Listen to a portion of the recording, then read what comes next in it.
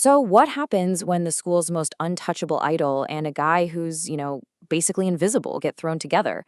We're about to dive into a story about two high schoolers from completely different worlds. And trust me, it starts with a setup that you just don't see coming.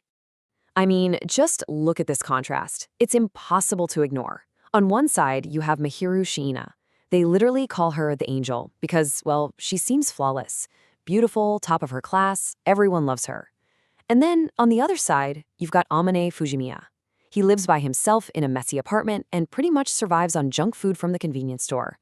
These two might as well be on different planets. So, what on earth could possibly bring them together?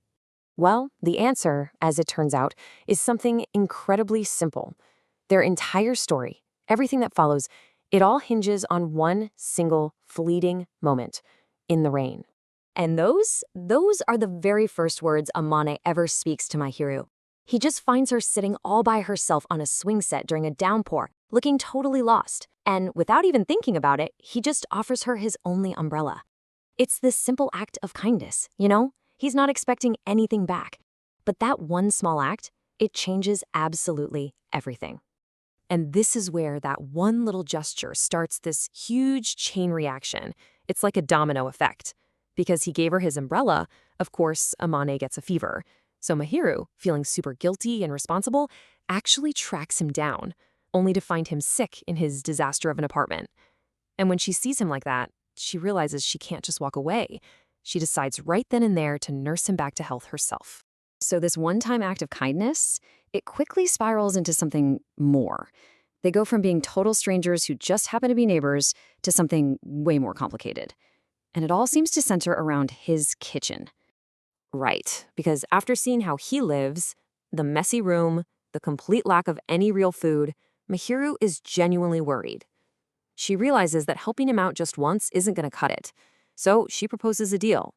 It's an arrangement that's kind of born out of her guilt and his very clear inability to take care of himself. And this is how their whole relationship becomes almost domestic. But it's on a totally contractual basis. She cooks, he pays for groceries and her time, and they even start sharing chores like shopping. I mean, it looks like a married couple's life, but it's got this formal, awkward distance of complete strangers. It's so strange. And as they start falling into this daily rhythm, cooking, eating, cleaning together, that initial awkwardness just starts to melt away. The angel and the average boy begin to see a side of each other that, believe me, nobody else at school ever gets to see.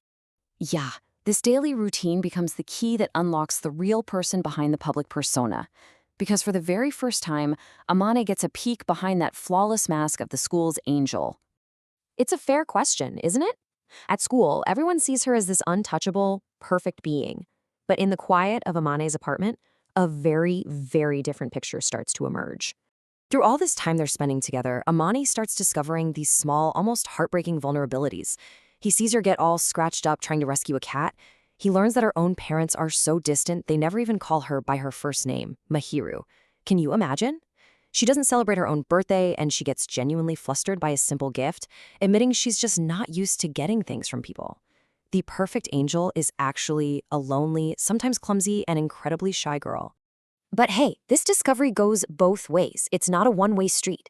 Mahiru starts to see that underneath Amane's kind of messy and withdrawn exterior is a person who is genuinely kind and really reliable. He might not be popular or polished, but his support is quiet, it's consistent, and it's totally unconditional. And then we get to the moment where everything really shifts. On Christmas Eve, a day she would normally spend completely alone, Mahiru asks to spend it with Amane. And her request is so simple. She just wants to play a video game for the very first time. It sounds like a small thing, but it's a huge leap, right? It goes from a convenient arrangement to a genuine desire for companionship. So their private world is getting all warm and comfortable. But the thing about high school is private worlds, they rarely stay private for very long. The wall between their secret life and their public school identity is about to come crashing down. And it all goes down during the sports day scavenger race. It's almost too perfect. The clue on Amane's card says, find someone who is beautiful. I mean, who else would he run to? But then, the real shocker is Mahiru's card. It reads, find someone dear to my heart.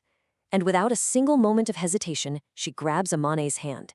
They cross that finish line together, hand in front of everyone. And in an instant, it's over. The entire school is buzzing. You can just imagine the gossip, right? How could the perfect angel and the unremarkable Amane Fujimiya be dear to each other? Their quiet, comfortable secret is now the biggest news on campus.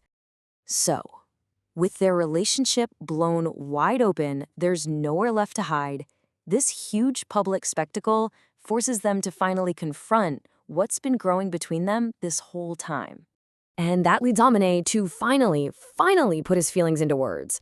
Right after the race, knowing there's no turning back, he just puts it all on the line.